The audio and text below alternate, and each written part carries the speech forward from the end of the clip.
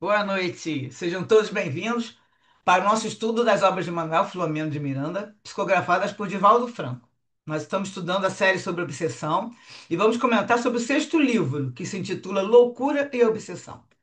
Nós somos um grupo de estudantes da doutrina espírita e do Evangelho e nos reunimos aqui para refletir juntos sobre os ensinamentos do livro. Inicialmente, nós queremos agradecer a participação de todos que estão aqui conosco, ao vivo, e também aqueles que vão assistir depois, pelo YouTube, no canal Leitura de Livros Espíritas, onde nós publicamos a gravação toda terça, logo após o estudo ao vivo, por volta de 21h30. Nós pedimos que se inscrevam no canal, ativem o sininho e, se gostarem, curtam os vídeos para que o estudo possa ser divulgado para outros que se interessem pelo assunto. Peço agora que todos desliguem seus microfones para que nós possamos fazer a nossa oração inicial, para dar início à nossa tarefa de hoje. Vamos elevar nossos pensamentos na direção de nosso Pai Celeste e de nosso irmão maior, nosso Mestre Jesus, para pedir que a paz e o amor de Jesus estejam conosco. Senhor, rogamos seu amparo para os propósitos de bem servir. Reunimos aqui para mais um estudo e pedimos seu auxílio. Que o Senhor nos conduza na realização dessa tarefa e que possamos estar receptivos à inspiração de teus mensageiros. Que os ensinamentos do livro possam iluminar nossos caminhos na jornada evolutiva, facilitando assim a nossa compreensão e a nossa caminhada. Pedimos, enfim, sua proteção para a realização do nosso estudo. Que assim seja, graças a Deus. Então, hoje vamos começar um capítulo novo, com um caso novo, que é o caso de Aderson, que eles chamam aqui. E o capítulo 7 é o fenômeno auto-obsessivo. O título é esse. Estamos na parte um.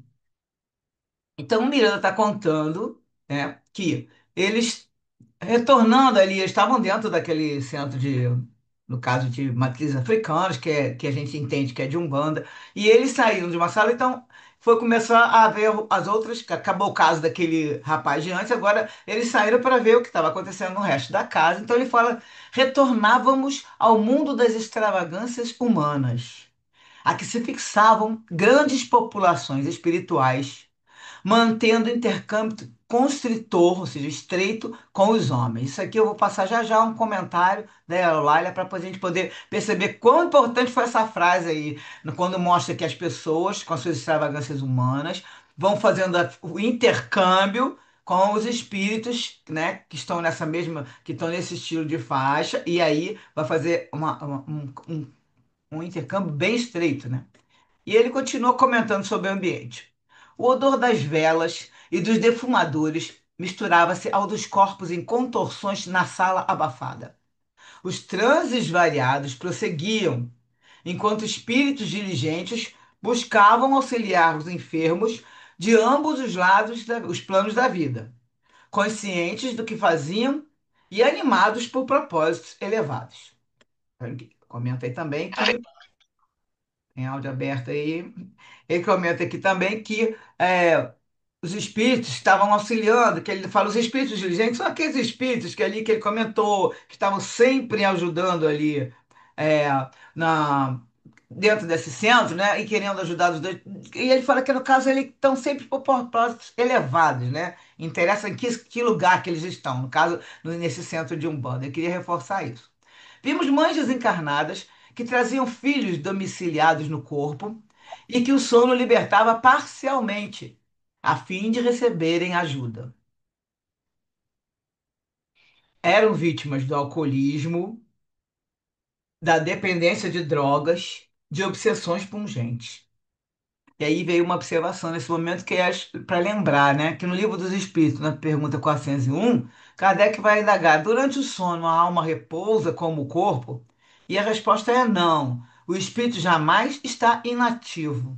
Durante o sono, afrouxam-se os laços que o prendem ao corpo. E, não precisando então de sua presença, ele se lança pelo espaço e entra em relação mais direta com outros espíritos. Então, aqui é as mães pegando os filhos, tá vendo? Domiciliados no corpo, levando eles no sono, na liberação parcial, porque para tentar ajudar eles de alguma maneira, né? Esses anjos tutelares, que seriam as mães, afadigavam-se em buscar ajuda para os seus afetos, intercedendo em seu favor e oferecendo-se para tarefas sacrificiais, caso lograssem qualquer socorro para aqueles seres alanceados pelo sofrimento, de que sequer muitos deles se davam conta conscientemente. Então, nem sabiam que a mãe está fazendo aquilo por eles, né? E aí elas estão lá, as mães que estão, lógico, desencarnadas aí no caso. Notando meu interesse por aquela intermediação, que me era bem conhecida em outras instituições e esferas espirituais, Dr. Bezerra expôs-me. Aqui, como em outras casas congêneres, encontramos exemplos de abnegação, sacrifício e renúncia. Nobres entidades que podiam fruir de paz e operar em regiões felizes optam por demorar-se nesses lugares, com objetivos bem definidos: servir a todos, até alcançar os afetos que enlouqueceram e se demoram em redutos de crua perversidade ou sofrimento sem consolo. Mesmo após libertar e encaminhar os seus afeiçoados, ainda permanecem, por anos sem conta, apiedadas da ignorância, da perturbação e da dor que a muitos esfacelam com os martelos do desespero e da loucura. Ainda hoje, colheremos informações a esse respeito. Aí o Miranda fala que ele teve a atenção focalizada em um paciente que se deixava conduzir para o meio do círculo pela mentora ainda incorporada, naquele, agora esqueci o nome, daquele médium que faz, que incorpora ela, né? O olhar parado, denotando a demência adiantada, os músculos em rigidez, a face pálida e descarnada, a absoluta ausência do lugar em que se encontrava, demonstravam que o enfermo padecia de autismo já avançado. E aí tem aquela observação que essa obra já tem 37 anos, né? E nessa época quase não se falava em autismo, não tinha toda hora esse diagnóstico, né? Hoje em dia é chamado de transtorno do espectro autista, e é uma condição do neurodesenvolvimento, né? É considerada até uma, é como se fosse um transtorno, né? É uma condição, eles não colocam como uma enfermidade característica, mas como um transtorno. O termo espectro é usado porque o autismo se manifesta de maneiras diferentes em cada pessoa, desde quadros leves até os que necessitam de maior suporte diário. Daqui a pouco nós vamos ver mais conceitos sobre isso. Vamos continuar que o Miranda está contando que o enfermo não relutava, apesar da dificuldade de locomoção, quase arrastado para o centro da agitação, naquele local que estavam todos cantando, né? Batendo palmas, que sabe que é dessa maneira que são os rituais.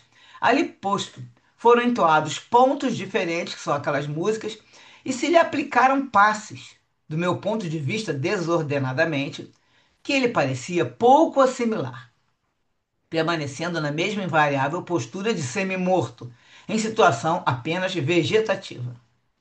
Os ritmos da dança e da música, das palmas e das vozes, a pouco e pouco, pareceram penetrar-lhe, como se arrancasse de inclinado abismo interior algum débil lampejo de consciência, graças a ligeiro brilho que lhe assomou aos olhos, e uma mudança de respiração noutra cadência, qual se buscasse mais oxigênio do ar e movimentos, embora desordenados, dos braços e tronco. Então ele viu alguma diferençazinha nesse momento aí. Aí a entidade ficava falando assim: Isso mesmo, retorne, tome conta da consciência, saia desse mundo sombrio e mentiroso, volte à nossa realidade. Não fuja mais. Você já foi reencontrado, não tema, pois que ninguém lhe fará qualquer mal. Nós não o deixaremos. Desperte! E os apelos enérgicos prosseguiam, sintéticos e fortes, enquanto o doente voltava a mergulhar no estado anterior, mumificado para o mundo externo. Eu vou dar uma paradinha agora que eu vou colocar o vídeo. Deixa eu deitar aqui. O vídeo para que a gente possa ver uma opinião aqui muito interessante da Eulália, tá? E pode ter aquela paradinha de propaganda, mas eu dos tiro o som. estudiosos, psiquiatras, psicólogos, Vai começar mas assim. também o depoimento Seu DNA carrega informações valiosas que ajudam a entender sua saúde e sua história. Propaganda. de várias criaturas que conseguiram romper o que ele chama de a muralha de uma fortaleza onde ele se detém. Nós vamos ver que neste capítulo, Manuel Filomeno de Miranda vai nos descrever as tarefas dentro de um centro de raízes africanas, E ele nos fala logo no início, no parágrafo 2, de grandes populações espirituais, quando eles saem do momento em que estavam concentrados, atendendo os espíritos em grande sofrimento, e retornam para a sala onde se desenrolava o culto. Ele percebia a presença de muita constrição espiritual em torno daqueles que buscavam assistência. E é muito importante dizermos que Allan Kardec, tanto em A Gênese, no capítulo 14, fluidos, ele fala dessa pressão, dessa presença dos espíritos que nos tomam de assalto e que nos pressionam fortemente a aceitar, sem questionamento, tudo que eles nos sugerem, aproveitando o nosso estado normal, que é de aceleração, de ansiedade, atropelando a nossa reflexão, os nossos pensamentos seguem numa velocidade que não nos permitem, nós não nos damos conta que eles se sucedem, que não os analisamos para posteriormente os aceitarmos ou não. Então, obviamente, há uma imensa facilidade desses espíritos a acessarem os nossos arquivos mentais e adentrarem simplesmente explorando as nossas fraquezas morais. Ele narra aqui que há muita busca pelo socorro, mas o socorro imediatista. Então, nós percebemos isso nas casas espíritas, mas como ele está trabalhando dentro de um centro de Umbanda, ele nos fala, né, de todo o contexto que se desenrolam naquelas sessões. E é interessante nós analisarmos isso, porque, por exemplo, o Aderson, quando é levado para aquele círculo de médiuns, pela benfeitora, ainda em estado de psicofonia com o médium, diante do ritual das músicas, das palmas, dos cantos, aquilo de certa forma exercia um estado de hipnose que momentaneamente parecia retirá-lo do estado de isolamento. Hoje, nós vemos, por exemplo, Vou desligar aqui agora. PGE, dizendo que Não estou achando que vai desligar. Pronto. Pronto. Então, aí já colocou um comentário em relação a essa parte que a gente leu, certo? Vou continuar só mais um pouquinho para a gente comentar.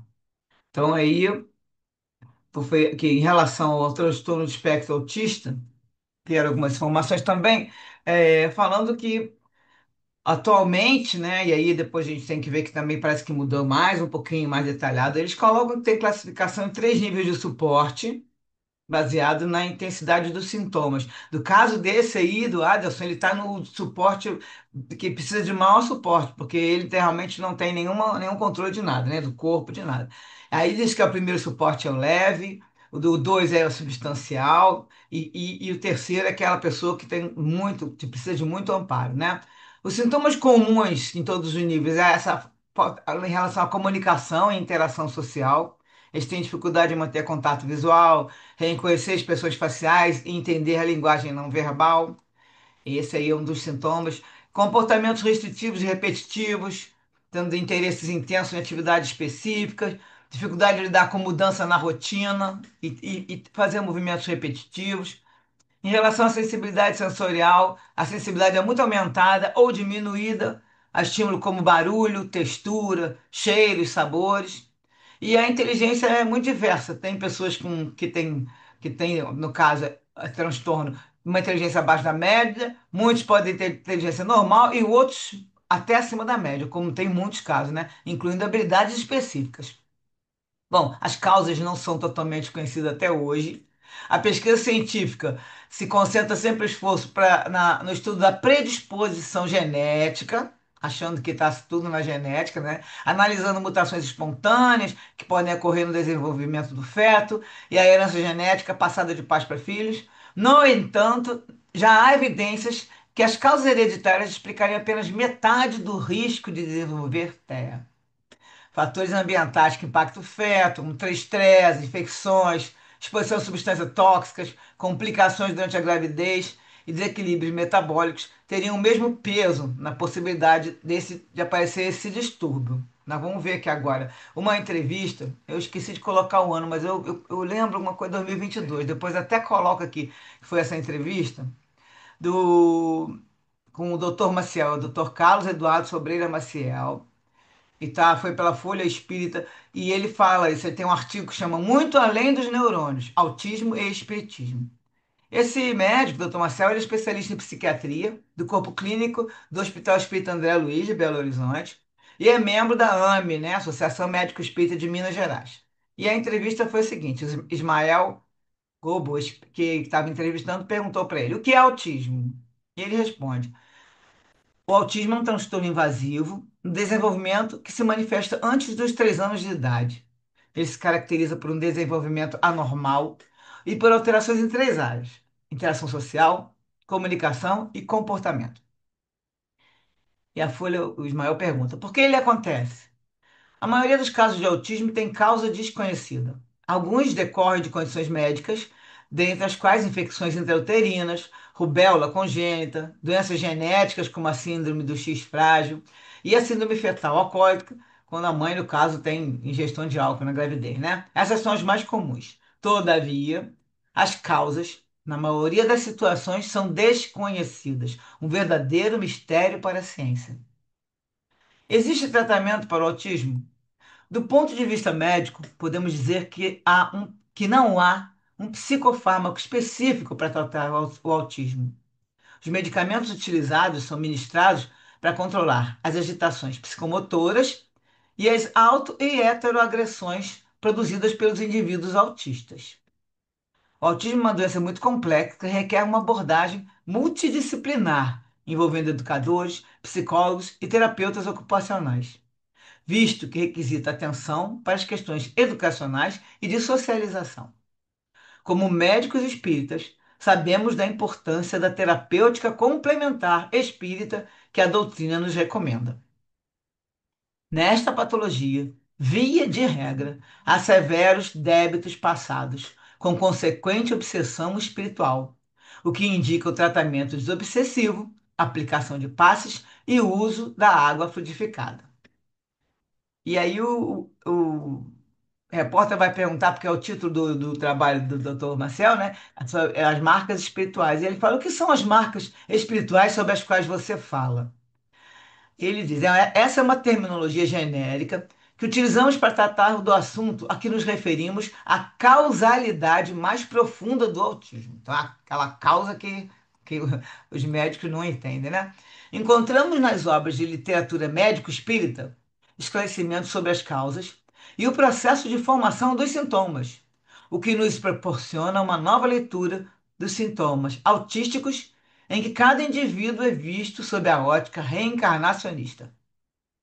É importante lembrar aqui o processo de formação do autismo a partir do momento da reencarnação, quando se vislumbra a consciência do indivíduo marcada pela culpa, acarretando lesões no seu perispírito e consequente impressão na formação do sistema nervoso do novo corpo e os sintomas autísticos advindos dessa impressão. E aí o repórter fala: seria uma deformação perispirítica? E o doutor responde que são as duas as possibilidades de formação do autismo. Uma delas, como já disse, seria o reencarnante que sofre o efeito das marcas que traz no perispírito.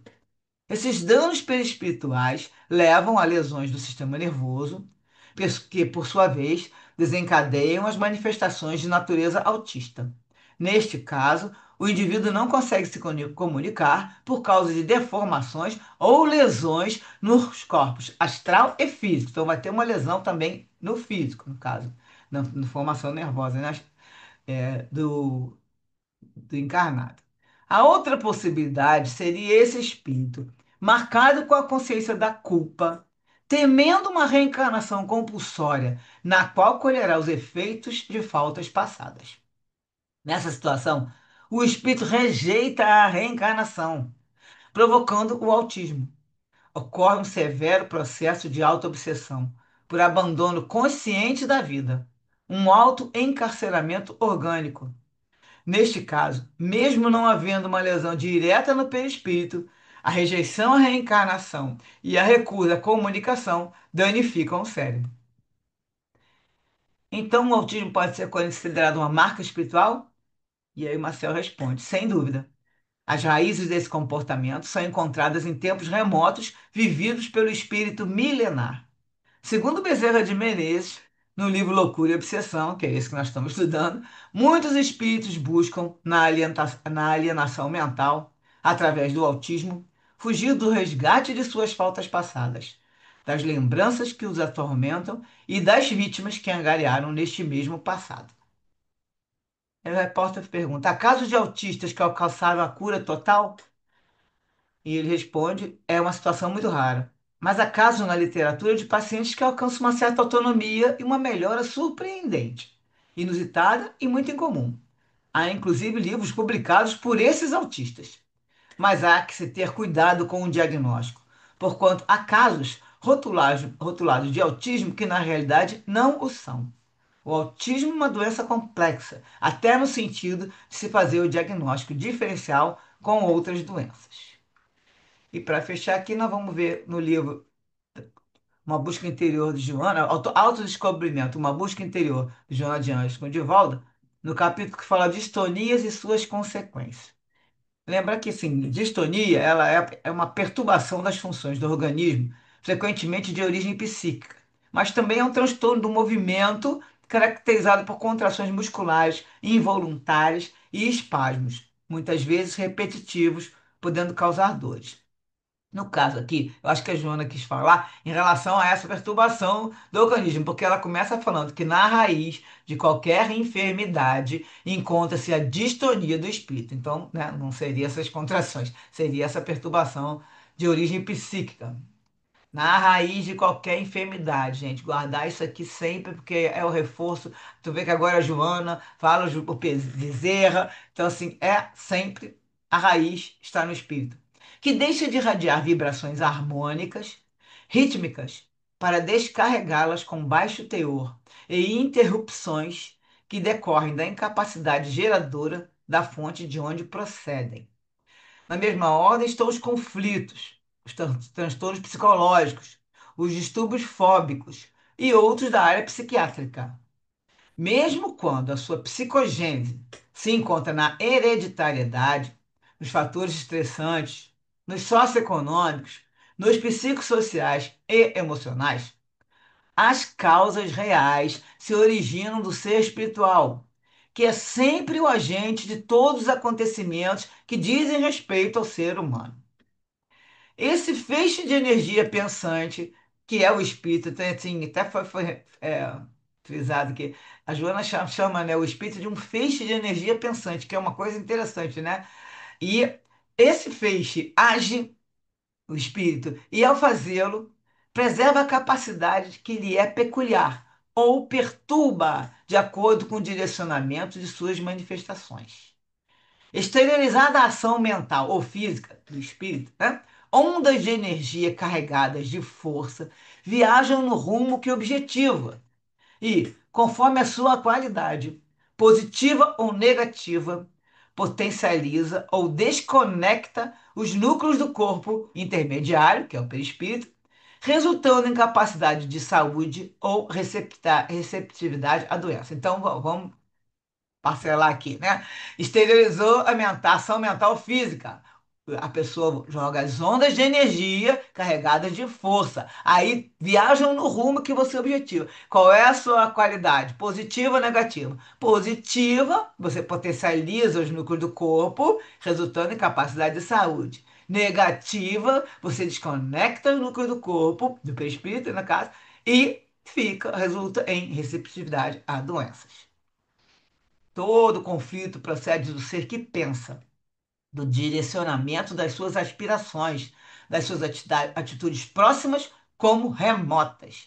Ademais, em se considerando os campos de força e afinidade que existem no universo, o indivíduo sintoniza também com seus equivalentes ao seu teor vibratório, tornando-se hospedeiro de mentes e seres enfermiços que pululam, né, que brotam e que fervem na psicosfera do planeta, já desencarnados, que passam a exaurir-lhe as forças por osmose espiritual, ou seja, obsessão, assim como pelas correntes mentais que se exteriorizam das demais criaturas em cujo círculo se movimenta. Então, também a gente sabe que também tanto encarnado como encarnado. A gente está sempre em conexão com essas energias, essas correntes mentais, né? Porque nós somos um feixe de energia. E aí, nessa conexão, você está sintonizando com aqueles que estão com o mesmo teor vibratório equivalente ao seu, sendo desencarnado ou não, e daí você vai sendo. Se você está numa boa energia, você não vai ser exaurido por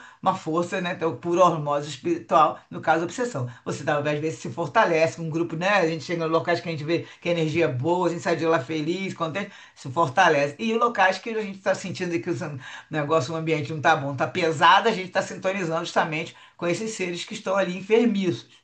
Aqui, isso tudo aqui também confirma aquilo que a Eulália falou lá no videozinho que eu passei, que a gente está sempre em sintonia, que ela colocou ali. E aí a nossa atenção, porque nisso nós estamos sempre, tem que estar vigilante, como a gente fala, vigilante, observando nossos pensamentos, porque nós podemos estar absorvendo energia de péssima qualidade. Então dá uma paradinha aqui agora para a gente fazer nossos comentários.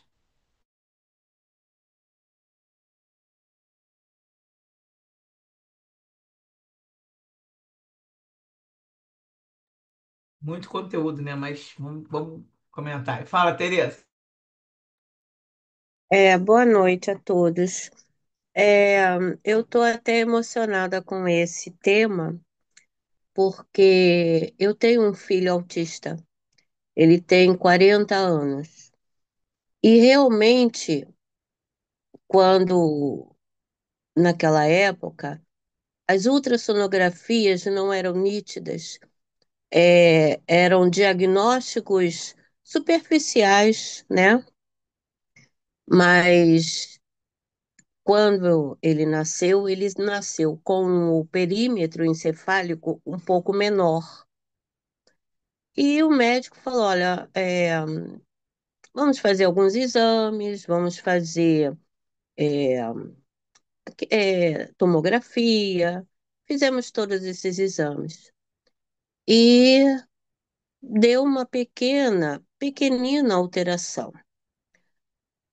Isso quando ele nasceu, ele tinha uns 5 meses que ele fez esse exame. Foi passando e eu notei, né, um comportamento diferente do meu mais velho, né? Ele gostava mais de ficar no berço. Ele fazia aquele balanço de se balançar para frente e para trás. Os barulhos, ele tinha muito medo. Mas aí eu fui conversando com o médico. E ele então falou assim, aí quando ele estava com 8 meses, ele falou assim: olha, vamos fazer uma coisa. Eu vou indicar à senhora um, um neurologista, é um neurocirurgião também, muito, é, muito bom que nós temos, mas não é pelo plano de saúde, é pago.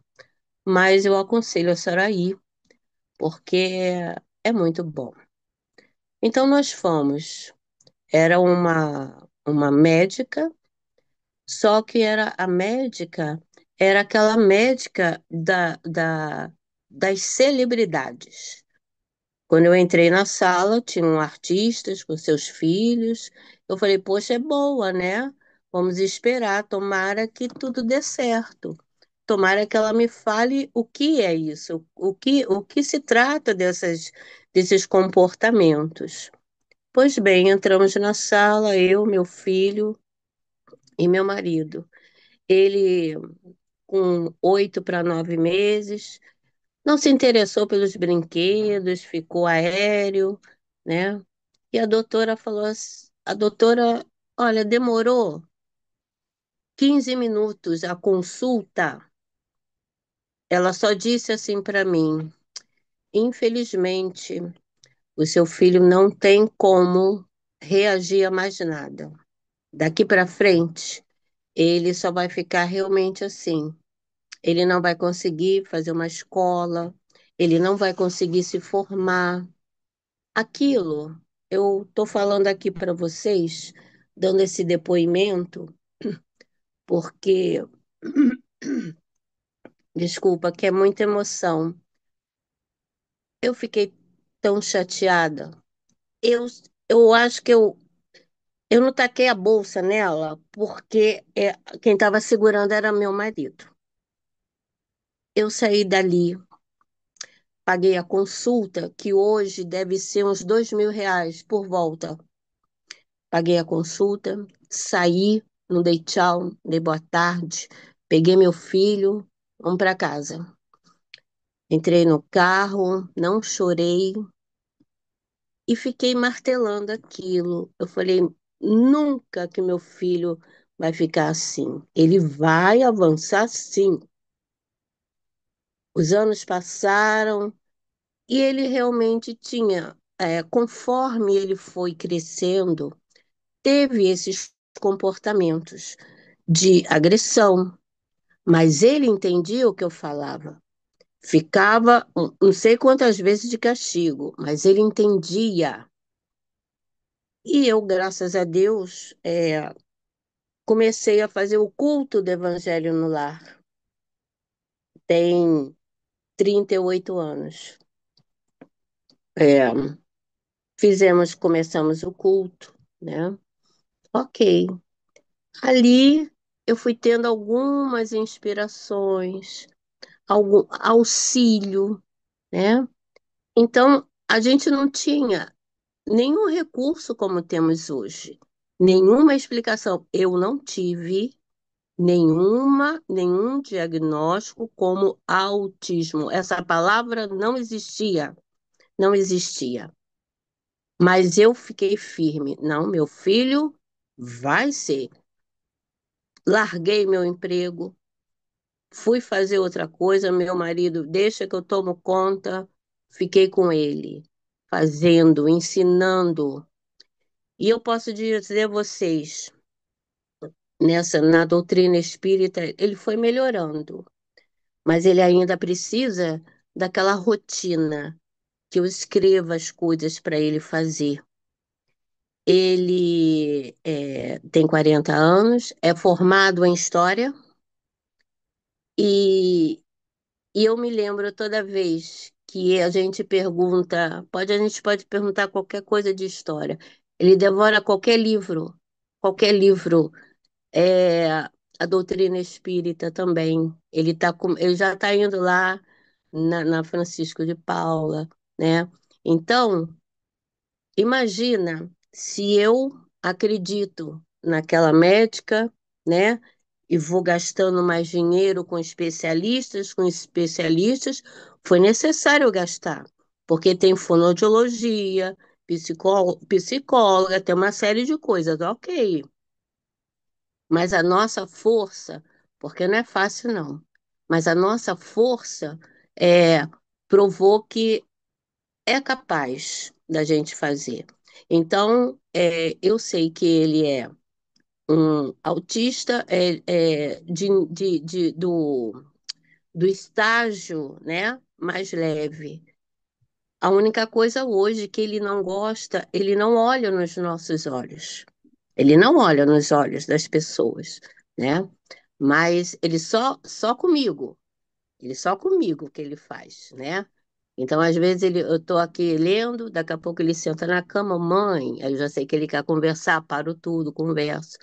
Então, vocês veem, ele é, ele só não é professor de história porque ele não consegue olhar para as pessoas, mas ele fez Colégio Pedro II, ele Olha, fez Enem, ele passou na faculdade.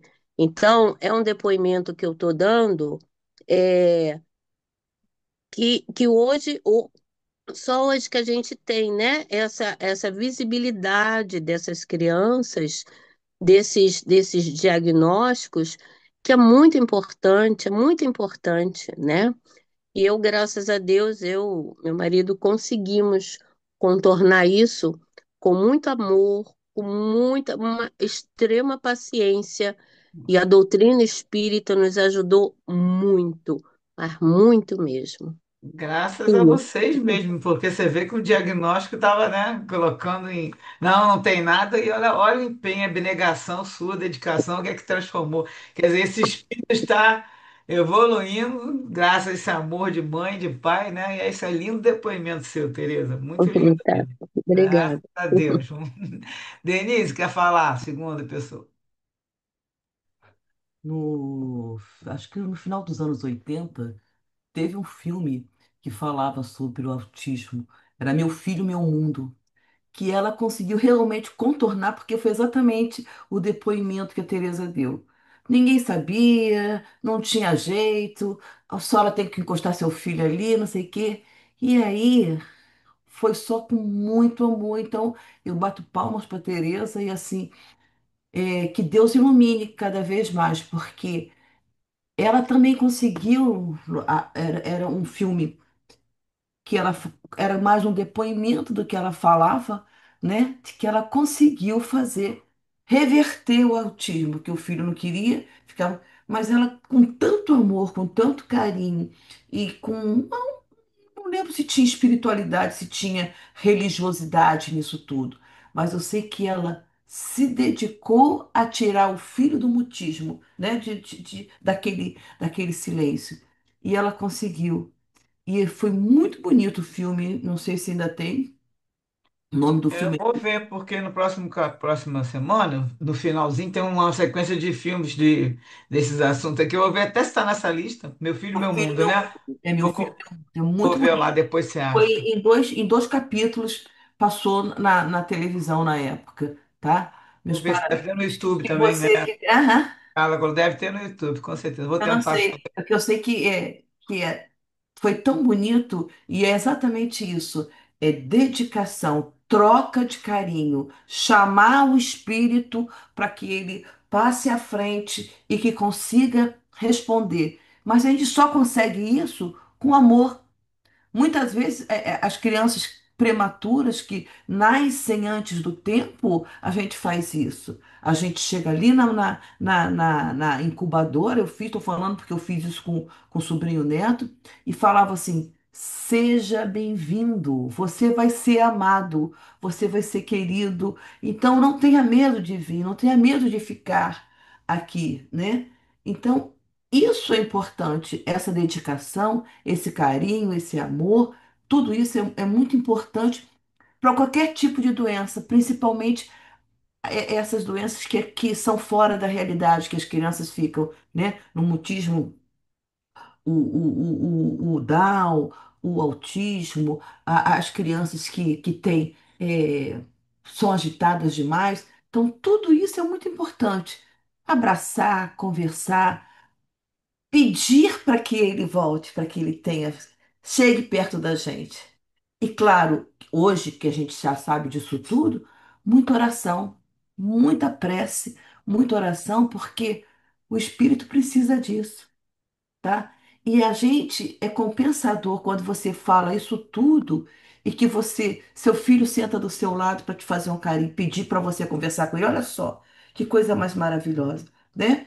Porque muitos filhos que não têm nenhum tipo de problema, às vezes não sentam do lado da gente para pedir para a gente conversar, né? E a gente gostaria imenso que isso pudesse acontecer, né? Então, sabe, que Deus te abençoe, que te ilumine, sabe? Que seja assim, tá? Que seja assim. Muito obrigada. É, então, estamos. Realmente é muito emocionante porque é, quando esse filho pede para a gente conversar, é um progresso para a mãe. É um progresso. Porque a gente está vendo, poxa, tá dando certo, né? Porque na maioria das vezes ele fica isolado, ele fica no quarto e tal. Eu tenho que chamar. E quando ele vem eu largo tudo e a gente fica deitado, nós dois na cama conversando, entendeu? E ficamos assim 1 hora e meia. Ele conversa, ele fala. Então, isso é lógico que ajuda grandiosa de Deus, da espiritualidade, né? Do mentor dele também, porque a infância de um autista, seja qual grau, não importa. É muito difícil, muito mesmo, né? Mas, graças a Deus, a ajuda do plano espiritual e a nossa força, porque eu acho que aquela fala daquela médica nos deu uma cutucada, nos deu a força, porque eu falei, não, vai sim, e aconteceu, né? Eu agradeço a vocês por terem me ouvido. Não, tia, foi ótimo que complementou o nosso estudo de forma enriqueceu muito, lindo depoimento. É, e também seu mentor, né, Tereza? Não é só o dele, né? O seu mentor está te dando força desde o momento, né? E essa aí é uma, e o do seu marido, assim, isso é É uma, verdade, isso aí é uma falange é de espíritos, né? verdade, é isso É uma mesmo. pleiade, na verdade, que a gente quer mais bonito, uma pleiade de espíritos que estão com É vocês. isso mesmo. E evoluindo juntos, que isso aqui é muito lindo, né? Eu vou continuar o texto, que já é da 2018, e aí a gente comenta mais que temos. Denise vai falar de novo? Não, né? Ela levantou a mão aqui Sim, de novo. sim. Deixa eu te Fala. falar, ô, Tereza, gente. Eu tenho um sobrinho que nasceu com um problema seríssimo de coração, né? O sangue arterial misturava com venoso e ele não podia rir, não podia chorar e não tinha como se operar na época. Ele era muito novinho. O sucesso da operação seria de 8 a 10 meses, mas para isso ele teria que ter peso. Os médicos aqui do Rio, quando meu cunhado levou, falou: olha, não tem jeito, seu filho como é o nome? O carro e eu sou o motorista, eu só tenho que fazer o que eu falar. Então, por enquanto, não tem jeito. Aí, assim, meu cunhado ficou tão passado com o exemplo que o médico deu, que ele falou assim: mas o senhor tem que saber de uma coisa, que quem é o dono do carro sou eu, e não o senhor não tem só como o senhor como motorista, né? E a gente levou para São Paulo, meu sobrinho foi operado pelo Jateme na época. Hoje em dia, ele é um rapaz de 28 anos, está fazendo PhD em doutorado lá no Canadá, convidado pelo Canadá. Então, é isso que eu estou falando. A gente tem que ter amor, tem que ter, sabe, decisão, e você foi brilhante, brilhante mesmo. Que Deus te abençoe. São histórias de fé e confiança, né? É, Muita é. fé.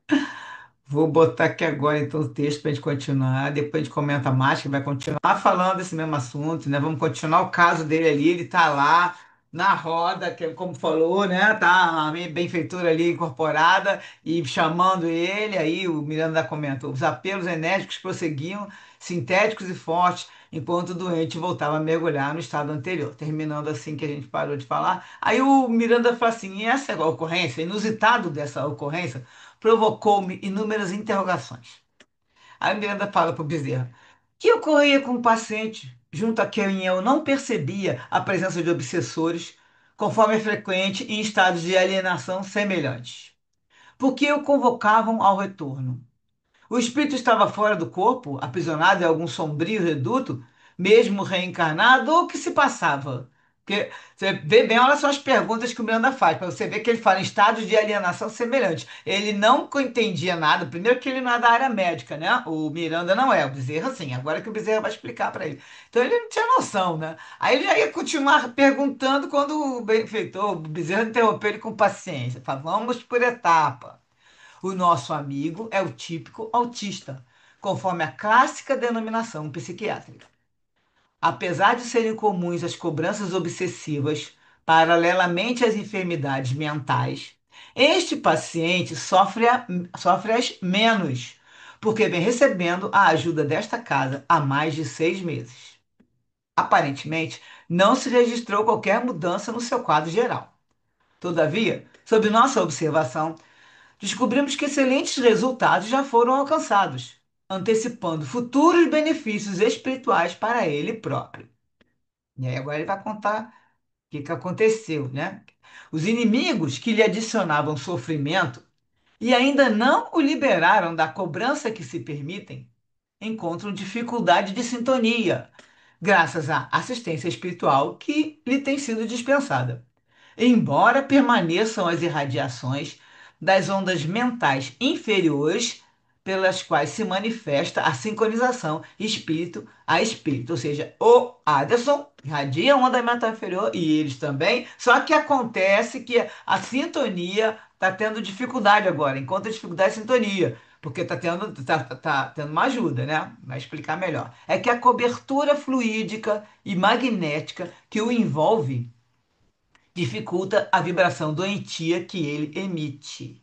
Então aqui depois vai falar na frente que foi formado em volta dele uma cobertura fluídica magnética, ou seja, uma carapaça fluídica, que envolve dificultando essa vibração que ele mesmo emite, doentia, e aí não se imantando as emissões morbíficas que lhe são dirigidas. De um lado e do outro, aí só está faltando só ligar, só que ele está recebendo ajuda desse centro, né? A princípio, as defesas eram breves, logo destruídas pela consciência culpada e a insistência dos perseguidores. Então, no início do tratamento, fazia a defesa e acabava logo, ele era atingido de novo.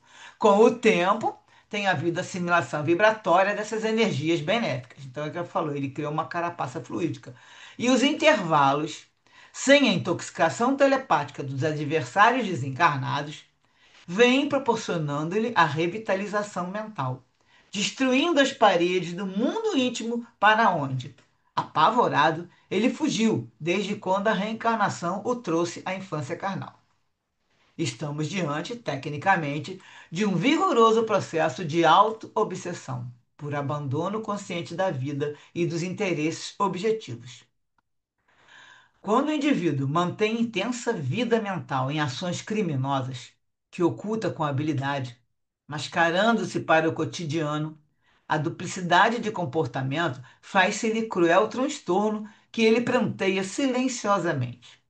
O delito, que fica ignorado das demais pessoas, é conhecido do delinquente, que o vitaliza com permanentes construções psíquicas, nas quais mais o oculta destruindo a polivalência das ideias, que terminam por sintetizar-se numa fixação mórbida, que lentamente empareda o seu autor. Então vai chegar naquele momento que a gente chama da monoideia, que vai virar uma fixação mórbida, mas aqui no caso, quando ele está consciente, ele, né, pode pensar que está pensando, estou pensando sempre assim, mas não é aqui também, depende do grau, né, que ele fala aqui, no fundo, lá profundamente o delinquente consegue aí ele fala aqui, ó, o delito é conhecido do delinquente. Mas aí ele fica com aquilo na cabeça, com a história, vamos ver que pela culpa também, e no caso, sintetiza-se por fixação mórbida, que vai emparedar ele, no caso aqui, emparedou nos movimentos e tudo no corpo, né?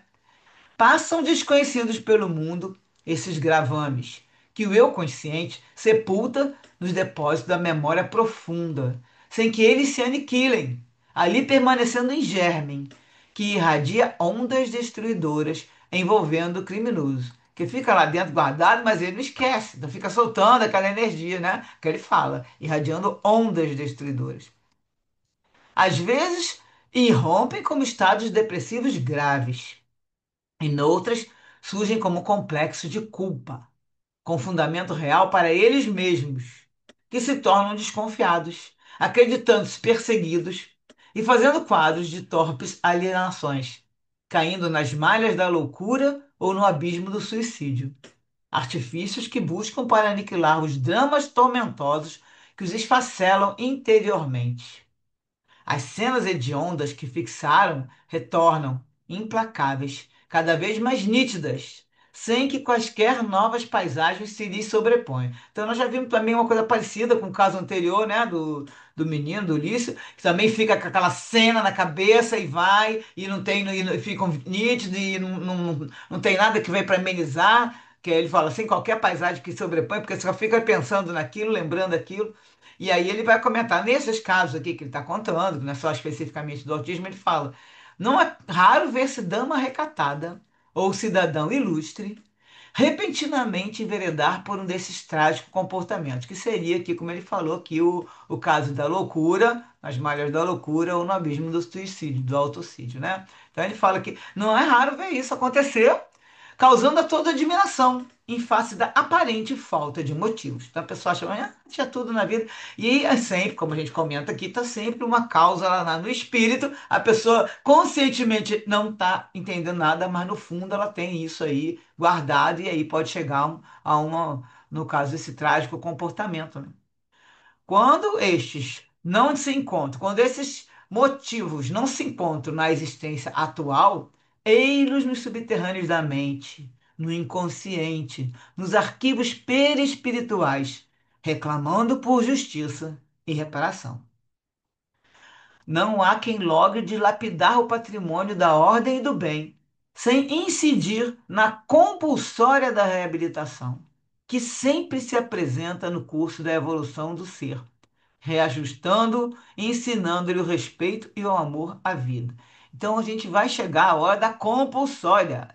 E aí, não, a pessoa vai escolher para reencarnar. Não, é compulsória. Você já fez, já teve seu livre-arbítrio, agora já esgotou toda a sequência de, né, de chances que foram. Tanto você já teve tanto agora que já semeou tanto, está na hora de colher. E isso sempre se apresenta no curso da evolução do ser. Não tem jeito. Vai forçar aqui agora, vai reforçar dizendo que ninguém, portanto, permanece indefinidamente no mal, em razão dos automatismos que a lei impõe, proporcionando mecanismos de recuperação. É causa e efeito. É semeou, semeadura é livre, colheita obrigatória são os automatismos da lei. A lei é essa. A pessoa não vai ficar indefinidamente no mal. Pode passar até algumas encarnações, talvez seguindo, fazendo, né, umas coisas que não são boas e que são do mal, mas vai chegar uma hora que não tem jeito. Vai ter que reparar.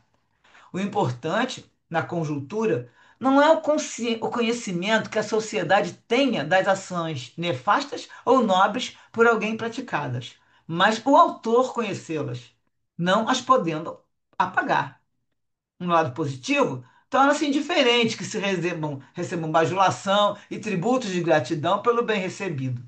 A quem o bem realiza, é secundário ser conhecido pelo feito, embora muita gente assim o deseje, rebelando-se quando a bajulação e reconhecimento não lhe vem trazer as oferendas da homenagem.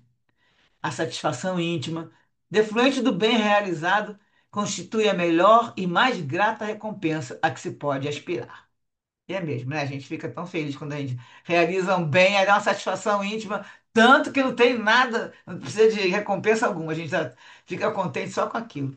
No sentido inverso, no deslize moral ou no crime de qualquer procedência, ocorrem equivalentes fenômenos com imposições mais difíceis de ser resolvidas de um só golpe.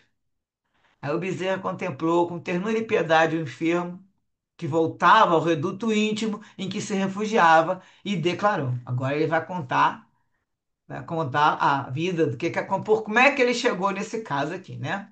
A queda no despenhadeiro do crime ou do vício dá-se de um salto ou por meio de sucessivos passos. Todavia, a ascensão é sempre muito penosa e há esforço continuado, qual ocorre na terapia das doenças de grave porte, exigindo esforço incessante e medicação cuidadosa.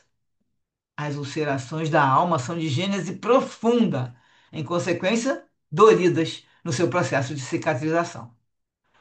O caro irmão Aderson, que aí vemos, dedicou-se na sua reencarnação passada a urdir planos escabrosos e de efeitos nefastos contra diversas pessoas a quem levou a desdita. De início, disfarçava-se daqueles com quem antipatizava, endereçando-lhes cartas anônimas, recheadas de acusações vis, e, exorbitando na calúnia, espalhava a falsidade, que sempre encontra aceitação nos indivíduos mercenários, gerando insegurança e dissabor às suas vítimas. Ele começou a fazer cartas anônimas com calúnias e falsidade. Dentre outras, o infeliz, picado pelo veneno da inveja, passou a perturbar o lar honrado de um amigo, endereçando, ora ao esposo e noutras vezes à senhora, cartas repletas de misérias, nas quais a infâmia passou a triturá-los, entre suspeitas infundadas, terminando por levar o marido honesto ao suicídio, envergonhado pelo comportamento da esposa, taxada de adúltera, enquanto aquela acreditava, pelas missivas recebidas, na desonra do consorte. Então ele falou mal do marido para a mulher, falava que a mulher era desonesta para o marido, tudo carta anônima, tá? E para o marido, e aí ele acaba se suicidando, e ela achou que ele se suicidou por causa do. Porque ele estava ali, que ele estava na desonra, né? Chegou naquele comportamento, e até que achou que ele estava envergonhado do comportamento dele. Quer dizer, na verdade, ela achou que ele estava envergonhado, ele suicidou porque ele achava que a mulher era adúltera. Quando o suicídio o infelicitou, então é agora, é que ela acreditou que fora pelo remorso que ele sentiu, né? E caiu em irreversível depressão, aumentando o sofrimento da família. O ardiloso caluniador, entretanto, jamais se deixou trair, permanecendo amigo do lar durante todos os transes por ele mesmo produzidos e fazendo-se confidente fiel das ocorrências desditosas. Então, ele ficou ali tentando fingir que estava ajudando o marido da mulher e no final foi ele que causou tudo. O cara se suicidou e ela acabou ficando também em depressão, aumentando a família toda sofrendo, né? Não ficou, porém, somente nisso. Então foram os vários casos que ele foi fazendo, né?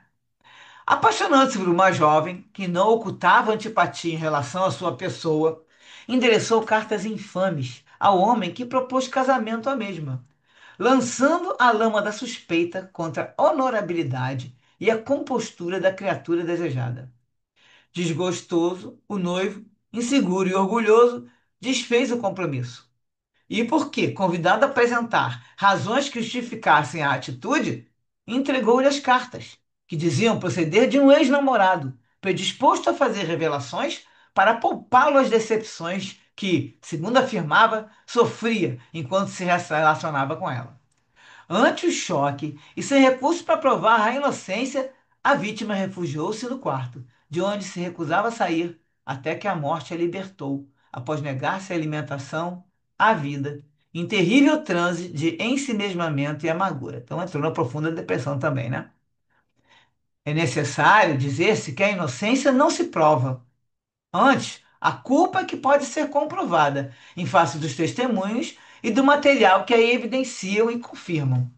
Por isso, assevera o refrão: todos são inocentes perante a lei até prova em contrário, o que ali não ocorria, sendo aliás o oposto: todos são culpados até que demonstre a sua inocência. Jamais alguém soube da autoria das cartas, a maioria das quais permaneceu desconhecida das demais pessoas. O missivista, no entanto, conhecia o que realizava, gozando o prazer funesto das ações hediondas. Na aparência, era um cavaleiro nobre e distinto, que o egoísmo e a desconfiança recambiavam para o celibato, vivendo os recursos herdados num parasitismo vergonhoso, enquanto explorava os sentimentos de mulheres mais infelizes, nas quais buscava companhias pagas e prazeres de superfície. Para manter a jovialidade artificial e o aspecto sociável, autoconvencia-se da correção das suas atitudes e cuidava-se com esmero a fim de que nada o denunciasse. No desvio mental que se iniciava, acreditava que as suas denúncias, embora destituídas de fundamento constatado, podiam ser legítimas, tal se lhe afiguravam na volúpia da inferioridade moral. Mais idoso, quando o tempo escoava rápido, em vez de corrigir-se, mais se permitiu o perverso jogo das missivas caluniosas, levando dor e desconforto a pessoas e lares que atingia, sem a consideração mínima pelo próximo, com quem sequer mantinha qualquer relacionamento. Um ataque de apoplexia, após discussão acalorada com um familiar, recambiou a vida, né, espiritual, e ele despertou sob a vista daqueles que o aguardavam ferozes, exibindo as feridas do desespero que ele lhes provocara. O suicida, a senhora e a jovem desvairada passaram a supliciá-lo com a mesma impiedade que dele sofreram a perseguição. Surpreso, antes a vida após a morte física, negou os fatos escabrosos e, mesmo sob a implacável cobrança da loucura, bloqueou a mente, em tentativa inútil de fugir ao ressarcimento inditoso imposto pela ignorância dos seus inimigos. Transcorridos muitos anos de infortúnio, Ou seja, ele ficou lá sofrendo na mão desse daqui, mais outros, né? Que não era só esse daqui, os três que eles falaram aqui, o suicida, a senhora e a jovem. Ele ficou ali durante muitos anos e, muitos anos depois, o Aderson foi reconduzido à reencarnação, com todas as marcas do horror que lhe foi infligido. Ou seja, ele ficou naquele tempo, como a gente comenta aqui, né, preso naqueles lugares, sofrendo tortura e tudo. Então, foram marcas de horror que foi infligido. Refugiando-se na negação do fato como crime, já que se acreditava no direito de havê-lo feito e não se arrependia honestamente, ele imprimiu no corpo os limites de movimento e produziu a prisão na qual se encastela. Assomando à consciência todas as lembranças do passado, vive nesse mundo, agora, sob a injunção da culpa que o vergasta, procurando esconder-se e apagar-se, de modo a não ser reconduzido nos lugares de horror de onde foi arrancado pelo amor, que lhe favorece a reparação noutras circunstâncias. Então ele fica ali querendo, né, pra ninguém achar ele, porque é para não voltar para aqueles locais que ele sabe que já passou. Mas agora ele já se arrependeu. Ele agora está vivendo uma culpa paralisante. Olha só, que ele agora, sob a junção da culpa, ele se encarcerou no corpo. Então, na verdade, ele agora já a culpa veio depois. A culpa veio, nós vamos ver depois, né? Acho que na semana que vem. A culpa, arrependimento, tudo na sequência. Não, ela veio porque ele agora já viu que, no fundo, fundo, depois que ele viu, ele não se arrependia no início. E aí foi imprimindo no corpo esses limites de movimento, porque foi tipo meio que vou ficar escondidinho aqui para ninguém me ver, né? Espiar o mal que se fez para logo depois repará-lo é o impositivo da justiça divina ao alcance de todos nós. Longa como efeito se faz a expiação. Caso Anderson venha a recuperar-se, surgir-lhe-á a oportunidade da reparação, edificando a felicidade pessoal nos alicerces do que possa propiciar às suas vítimas, ainda mergulhadas no sofrimento. Então, aqui está mostrando que eles ainda estão lá, as vítimas, lá desencarnados, e se ele for se recuperar, de repente, não nesta, talvez, na próxima, ele possa fazer o quê? Trazer esse pessoal para reencarnar nos cuidados dele, né? A gente sabe que sempre, né, ou vem como filho, ou vem como irmão, nós não sabemos o que vai ainda acontecer. No caso dele aqui também é um caso bem grave, né? A consciência de culpa somente desaparece quando o delinquente liberta aqueles que lhe sofreram o mal. Então você vê, quando ele tiver reparando aquele mal que ele fez com os outros, é que a consciência de culpa vai dar uma aliviada para ele. Enquanto isso, a pessoa fica com aquilo na cabeça, né?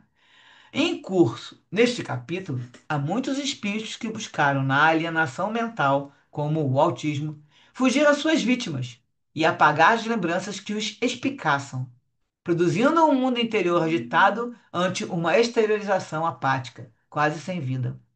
Um modelador biológico, perispírito, imprime automaticamente nas delicadas engrenagens do cérebro e do sistema nervoso o de que necessita para progredir asas para a liberdade ou presídio para a reeducação. Como se vê, a obsessão não é, neste caso, fator responsável pela loucura. A autopunição gerou o quadro de resgate para o infrator da lei, que seria a auto-obsessão que ele está falando, que é o título, inclusive, do capítulo, né? Aqueles inimigos desencarnados que se lhe acercam pioram-lhe a expiação, mas é o espírito calceta quem se impõe os sofrimentos, que sabe eles serão benéficos para a redenção. Entre os obsidiados, encontramos também os narcisistas, que abrem as portas da mente a parasitoses espirituais muito sérias, como decorrência da conduta passada. E isso a gente vai ver na próxima semana, o caso dos narcisistas. Outros mais, indivíduos culpados, são promotores das psicogêneses, que irão propelir a organização física a produzir a casa mental mais conforme as suas necessidades expiatórias. E aí Miranda pergunta para pro Bezerra, e ele se curará? E a resposta foi: os desígnios de Deus são inescrutáveis. Caso não recupere todas as suas funções para a atual existência, melhorará as condições para os próximos cometimentos, para os próximos empreendimentos que ele fizer, né? Deveremos examinar a vida sob o ponto de vista global e não angular de uma única experiência física como a atual. Ele fala sempre isso, não é a primeira vez que o Bezerra fala isso. Estamos vendo aqui nessa vida, é o caso das doenças. A pessoa recebeu tem uma doença ali, foi criada, seja o que for, é nessa agora.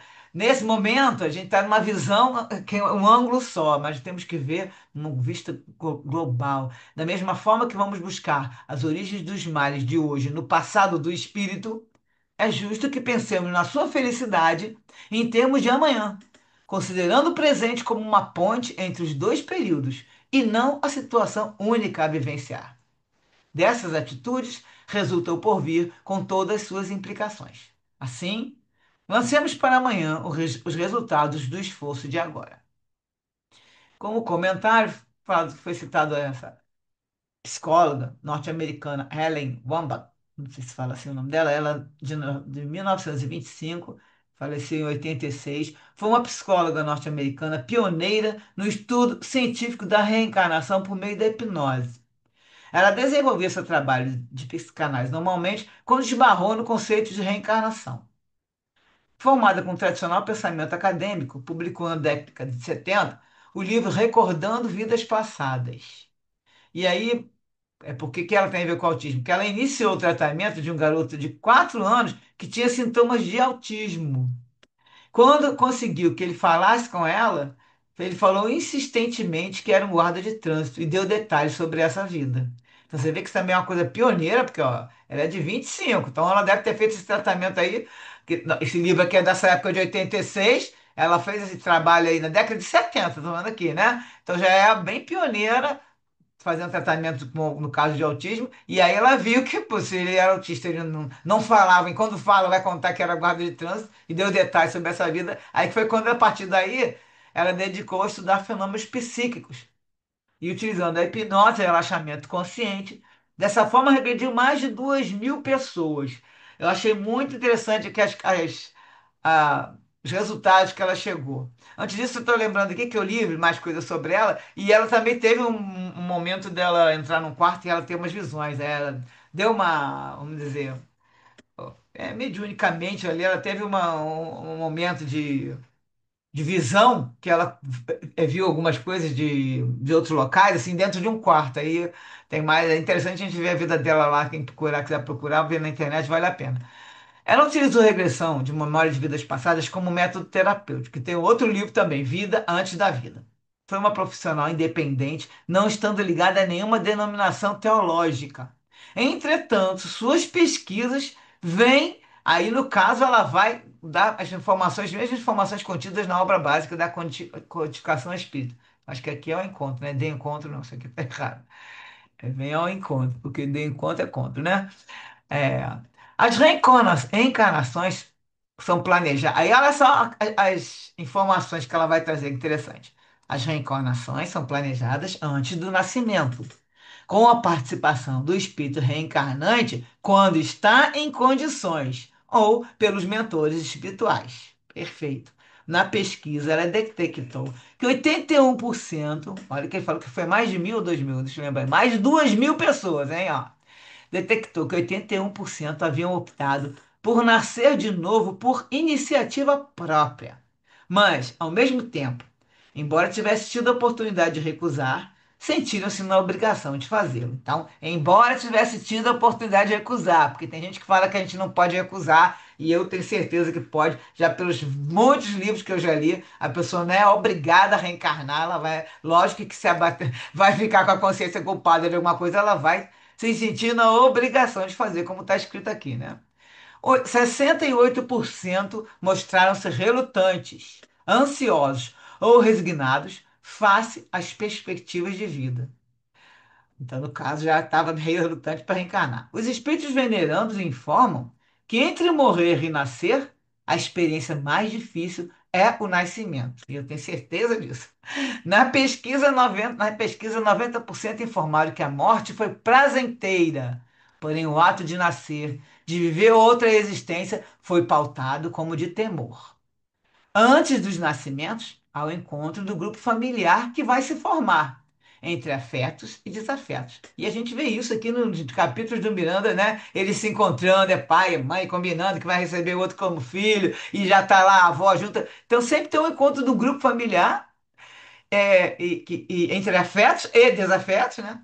87% conheceram seus pais e irmãos em vidas passadas e estavam reencontrando parentes na vida atual, além de amigos e inimigos do passado. 87% garantiram isso. E a gente sabe, né, que a gente tem amigos que a gente sente que é de outra existência, e inimigos que pode ter, né, que pode ter sido do passado, e muitos parentes que estão conosco agora, já a gente sabe que foram, vamos reencontrar pai, irmãos de vidas passadas e tudo, e companheiros, né?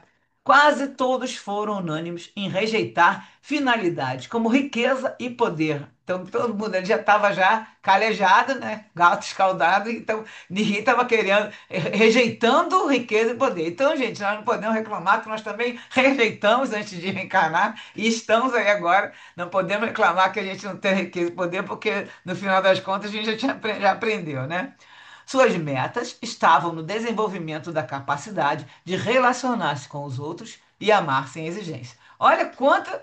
Bem, isso aqui saiu um artigo na Sociedade Espírita, Raios de Luz de Itapera. Olha quanta coisa que essa médica chegou à conclusão e que está tudo explicadinho nesses livros que a gente lê do Miranda, no livro dos Espíritos, em todos os livros que a gente for, de André Luiz também, e vai muita coisa que está aqui, eu achei muito interessante, acho que acabou. Então, assim, isso aqui foi para fechar o estudo de hoje. Agora vamos lá aos comentários.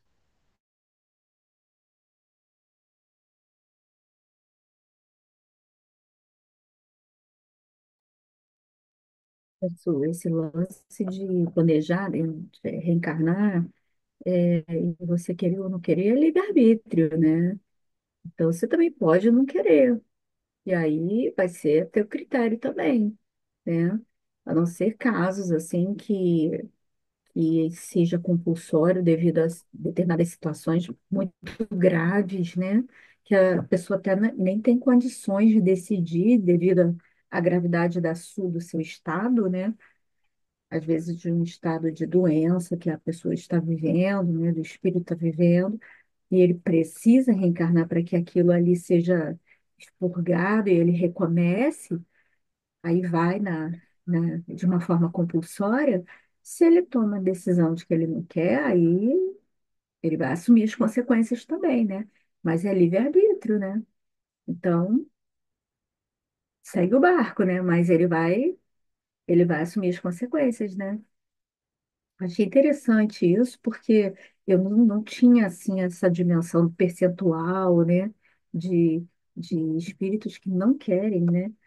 Da mesma forma como aqui, né? Quando a gente fala, não quero mais voltar, não. A gente ainda não fala isso. Não quero mais voltar, não. Mas também tem muita gente que quer, né? Que quer aproveitar a oportunidade. E outra coisa também que você falou, né? Que as pessoas já calejadas também não querem mais a riqueza, porque as pessoas pensam que é fácil, né? Mas a prova da riqueza é uma prova muito difícil, talvez até mais difícil do que a pobreza, né? E a gente também tem que levar em conta que existem vários níveis, né? Tanto de riqueza quanto de pobreza, né? E cada vez, quanto mais o extremo, mais difícil, né? Vai ser interessante esse estudo, hein? Denise. Isso, umas vezes eu perguntei para minha irmã, que eu não era espírita, né? Eu era católica. E minha irmã já era espírita. Eu falei assim, mas por que que as crianças são especiais, que nascem com cefalia, essas coisas, sabe? Hidrocefalia, essas coisas. E ela perguntou, ela falou para mim que eram espíritos muito inteligentes, né? Que tinham feito alguma coisa em vidas anteriores e por isso estavam presos, né? Naquele corpo é, sem poder ter uma atitude. Aí você vê essas histórias do Miranda, do Bezerra, você vê que o cara era inteligente, porque imagina só, ele mandou quantas missivas ele mandou, quantas cartas anônimas, sem ninguém perceber que ele era o malfeitor, né? Devia ser uma pessoa bem inteligente.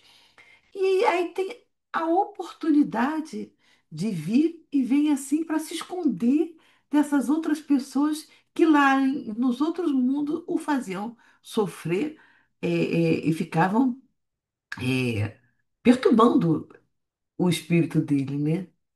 Agora você vê como a espiritualidade faz com que a gente consiga entender por que os outros sofrem. Por quê? Porque só a espiritualidade que me fez entender o porquê de vez em quando que as pessoas sofriam. Né? Porque tinha um pai bom, uma mãe boa, era uma pessoa boa, de repente começava a sofrer. E aí eu não conseguia entender isso dentro do catolicismo. Por que que a gente podia, e essas pessoas tinham esse tipo de sofrimento? Aí, quando eu me tornei espírita, eu consegui perceber o porquê, né? Por causa das reencarnações. Aí você fala assim, tem gente que não quer voltar, que não. Eu acho que quando você está aqui, a oportunidade é essa. Tem gente que fala assim, eu estou falando porque eu tenho 7 irmãs, sete, né? Nós somos 7 lá em casa. E eu tenho uma irmã que fala assim, "Ih, eu tenho que voltar muitas vezes." Aí eu tenho que falar para ela, aproveita, você está aqui, você não precisa voltar tantas vezes. É só você ter uma coisa. Mas eu não consigo. Tem que conseguir. Tem que conseguir. A explicação, e pior que ela é espírita, a explicação está aí. A explicação está aí. É só você tentar. É claro, se você me for falar para você, é fácil? Não, não é não. Eu sei que é difícil. E quantas recaídas nós temos? Quantas recaídas nós temos? Quando você vê, já fez. Né? E você fala assim, meu Deus, como é que eu consegui fazer isso? Não é verdade? Mas é essa oportunidade. Não é que eu não queira voltar. Eu quero voltar. Mas eu quero voltar bem melhor, né? E se eu estou aqui, eu estou tentando me consertar. Sou melhor do que ninguém? Sou melhor do que eu? Não, não sou não. Eu, difícil demais, é difícil. Não é fácil não. Vou te falar, é muito difícil. Hoje em dia eu fico assim, meu Deus, como eu já fiz besteira, né? E que às vezes continuo fazendo, entendeu? Continuo fazendo, mas eu tento todo dia me melhorar. Tento, juro que tento. Às vezes, como eu tô falando, eu dou uma escorregada que eu não falo assim, meu Deus, como é que eu consegui fazer isso? Entendeu? Mesmo sendo espírita, entendeu? Mas é esse negócio. É tão bom assistir o que você fala, as suas explicações, os esclarecimentos, escutar também lá na aula de mediunidade, que às vezes eu vou, que eu faço, como é esclarecedor. E ao mesmo tempo é confortante, é consolador, sabe? Como consola a gente de, às vezes ter as mãos atadas, né? E aí o que que eu faço? Estou falando o que que eu faço porque a única coisa de vez em quando que a gente pode fazer é rezar, é fazer prece e Uhum. pedir a Deus que, sabe, que nos mostre o caminho certo, né? Eu não sei se acontece com vocês, gente. Estou falando com pureza da minha alma. Como acontece comigo isso, entendeu? Porque eu falo assim, meu Deus, o que que eu posso fazer, sabe? Às vezes não posso fazer nada, então só posso rezar, né? E Você está pedir a Deus. certa e Hã? você está certíssimo. Esse é o nosso primeiro recurso, tá? Nós temos esse recurso que é primordial. Primeiro recurso, gente, na hora de qualquer coisa, respira fundo e já para ali para você fazer a sua conexão. Respira fundo e ora. Aí chama o mentor, chama quem você quiser chamar que estiver, porque no momento Pode que a gente repetir. faz isso, a gente já está conectado. Ô, E ô, aí ô. segue exatamente o que você foi falando. A gente tem que se esforçando, nosso papel é estar se esforçando sempre. Não, quantas vezes eu vou lá e peço desculpa, eu errei e eu faço isso, graças a Deus eu consigo fazer isso, mas acontece que tem horas que nem pedindo desculpa você vai consertar. Então E não você tem vai ter como que. você. Aí, E no aí você caso, olha, né? em relação aqui ao nosso caso aqui, porque para fechar que já falta pouquinhos minutos. O menino, como você está comentando, ele está ali, fugiu para o corpo. Porque se não fugir, como é que o Miranda fala aqui? Que as pessoas fazem isso, como autismo e outros alienação, outro caso de alienação mental, para poder apagar as lembranças que eles não estão aguentando. Então eles ficam ali dentro do corpo quietinho e aí muitas vezes também se escondem dos perseguidores, e a gente vê isso em vários outros livros, outros capítulos, porque para ficar nesse tempo que foi dele, foi compulsória, mas num sentido de que, olha só, vai se melhorando, Porque os outros estão lá ainda, tão revoltados com tanto ódio, que aí, de alguma maneira, alguém intercedeu por ele. A gente entende aí que ele foi retirado pelo amor, colocou ali, não falou quem. Ele foi, tanto que agora ele está com uma mãe que está dedicando, né? Você vê que ela que levou ele, vai contar a história direitinho depois, e levou ele para o centro. Então tá lá nesse amor abnegado dessa mãe, levando ele para esse tratamento. E nesse caso dessa reencarnação com essa mãe e tudo, ele consegue agora se melhorando, porque a ideia é que no futuro, já que ele já está sem, porque ele ficou ruim, mas o ódio do pessoal tá pior, né? E aí ele agora se melhorando, ele volte depois para poder consertar, reparar o erro que ele fez, inclusive deixando aqueles espíritos daquela maneira. Aí é uma reencarnação compulsória que veio, né, que veio para poder melhorar, ele tem que passar pela carne, ele tem que passar por essa expiação, e aí vem arrependimento, expiação e reparação. Nós vamos rever isso na próxima semana, que são as três fases que a gente tem que fazer para sair desse miolo aí e conseguir evoluir, porque senão você não passa, continua a evoluir. E nisso tudo ele está passando por isso, mas está sendo conduzido e está tendo essa grande bênção desse tratamento nesse centro aí, né? Que ele está recebendo É isso esse que eu amparo agradeço, espiritual. Su, é ter conhecido a espiritualidade, Isso, a gente tomar precisa. conhecimento. Isso que eu agradeço, É entendeu? assim, isso é para todos nós. Graças a A Deus, gente sempre comenta aqui, a gente Denise, está no aqui eu ia processo. perguntar, que a gente comenta que que bênção são esses livros que o Miranda escreveu, que ele traz desses casos, né? Casos recentes, casos profundos, né? No caso da obsessão, que nós estamos nessa sequência da obsessão, nesses casos que ele traz para a gente. Clareia pra gente, a gente fica mais confortado, consegue esclarecer todos os casos que vão passando na nossa vida, a grande maioria, né? Tem coisa que a gente não entende, mas no fundo, se a gente for pensar, a gente já consegue pensar assim, bom, nisso aqui não é aquele caso, agora tá pagando isso. Corta isso do pensamento, ninguém paga nada. As pessoas estão se recuperando, estão reparando, estão evoluindo, estão se reeducando. Então, tudo tem uma razão de ser. E muitas vezes a gente já viu também expiações, casos desse de alienação e tá de deficiência física, às vezes vem para missão, para mostrar para os pais ou para os outros que como se você consegue enfrentar uma dor, que é aguentar a dor com resignação e tudo. Então, nada da gente ficar colocando o título, né? Falei, fulano é isso por causa daquilo. Isso não existe.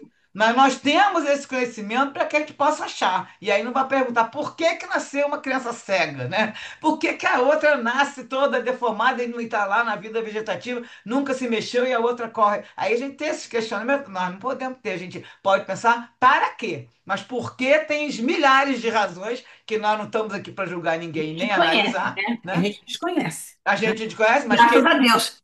existe, existe, né? E por isso que o Miranda fala toda hora. Vamos procurar aqui sempre, como ele botou aqui no finalzinho, quando ele fala, devemos examinar a vida sob o ponto de vista global e ver que vamos buscar as origens dos males de hoje no passado do espírito. Não adianta, tá lá no passado, porque nós somos sempre responsáveis por tudo. Semeamos, estamos colhendo, seja lá o que for. E pode não ter sido uma vida anterior. Pode ter sido nessa mesmo, como diz até no livro dos Espíritos, que a maioria e no Evangelho também acho que comenta, na causa das aflições, né? Que a maioria das aflições a gente plantou e semeou nessa existência mesmo, já estamos colhendo. E outras são coisas mais profundas, de que estão presas ali dentro do nosso ser, que vamos trazendo à tona. Então, nós nunca podemos analisar nada no nosso olhar angular, assim, ó, ninguém, né? E só quando a gente estiver lá do outro lado que a gente vai conseguir analisar melhor.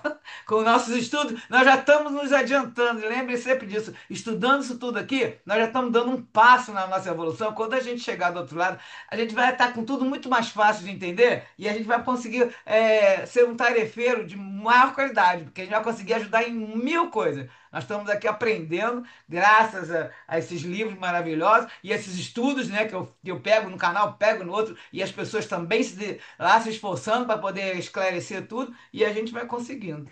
9 horas, né? Chegou a nossa hora. Carla, faz nossa oração. Vamos agradecer a Deus, a Jesus, por esse momento de estudo, de congregação que nós fazemos toda semana, que nós possamos nos manter ativos nesse, nesse, nessa nossa, nossa intenção de manter desse conhecimento que é tão importante para o nosso desenvolvimento, para o nosso auxílio, para o nosso dia a dia, para o nosso crescimento. Jesus, que nós possamos cada dia mais, com é, com esses estudos, fortalecer nossos passos, que esses passos sejam dados com mais segurança e todos à nossa volta possam usufruir também desse pouquinho que a gente vem adquirindo. A gente sabe o quanto ainda precisa, quanto a gente precisa ainda aprender, mas estamos no caminho. Obrigada pela oportunidade, Senhor. Que Jesus abençoe a todos e que esses estudos possam continuar enquanto a gente tiver forças. Que assim seja. Graças a Deus. Graças a Deus. Graças a Deus. Muito bom, gente. Até semana que vem continuaremos o mesmo caso aqui, aprofundando mais um pouquinho. Tchau. Beijos Tchau. a todos. Tchau, boa Tchau. noite. Boa Obrigada, noite. Su, mais uma Obrigada. vez.